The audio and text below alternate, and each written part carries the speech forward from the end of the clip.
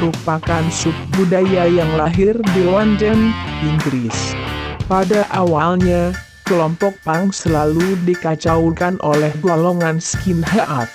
Namun, sejak tahun 1980-an, saat punk merajalela di Amerika, golongan punk dan skinhead seolah-olah menyatu karena mempunyai semangat yang sama.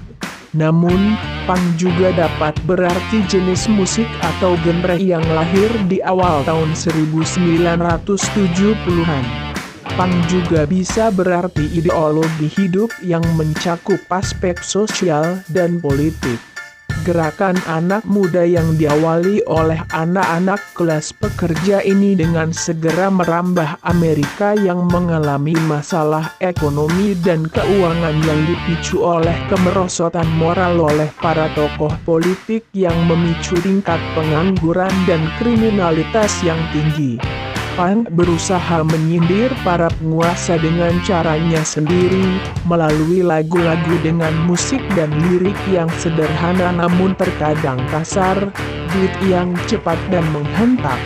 Banyak yang menyalahartikan punk sebagai gaya sniper dan perusuh karena di Inggris pernah terjadi wabah penggunaan lem berbau tajam untuk mengganti bir yang tak terbeli oleh mereka.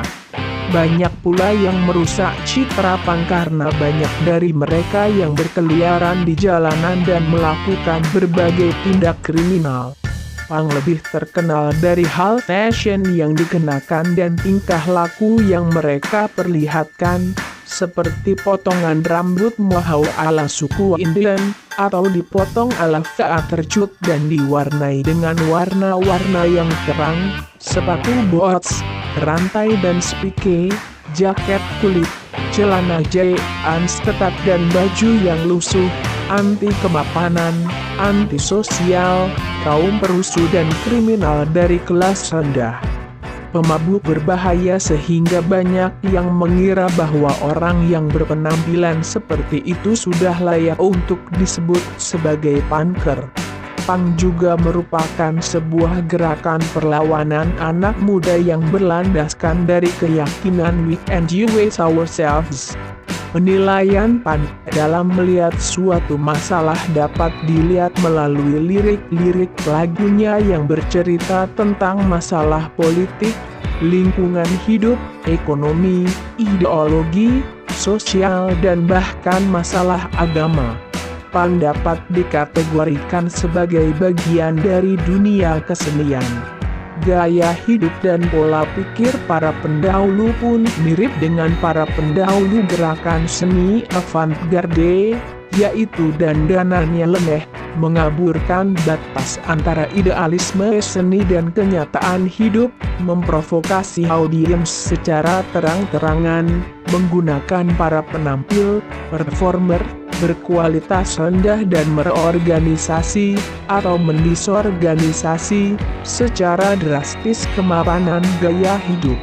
Para penganut awal kedua aliran tersebut juga meyakini satu hal, bahwa hebohnya penampilan, appearances, harus disertai dengan hebohnya pemikiran, alias punk selanjutnya berkembang sebagai buah kekecewaan musisi rock kelas bawah terhadap industri musik yang saat itu didominasi musisi rock mapan, seperti The Beatles, Rolling Stones, dan Elvis Presley.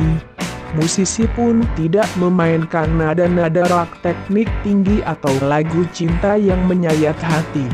Sebaliknya, lagu-lagu pun lebih mirip teriakan protes demonstran terhadap kejamnya dunia. Lirik lagu-lagu pun menceritakan rasa frustrasi, kemarahan, dan kejenuhan berkompromi dengan hukum jalanan, pendidikan rendah, kerja kasar, pengangguran serta represi aparat, pemerintah dan figur penguasa terhadap rakyat.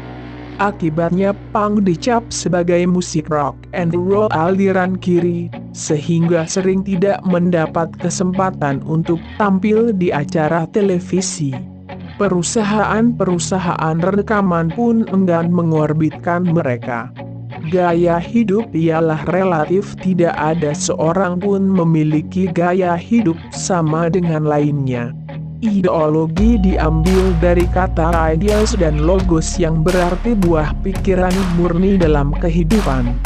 Gaya hidup dan ideologi berkembang sesuai dengan tempat, waktu dan situasi, maka Pun Kalisari pada saat ini mulai mengembangkan proyek jor-joran, yaitu manfaatkan media sebelum media memanfaatkan kita. Dengan kata lain, Pang berusaha membebaskan sesuatu yang membelenggu pada zamannya masing-masing. 5 ideologi yang mendasari gerakan Pang. 1.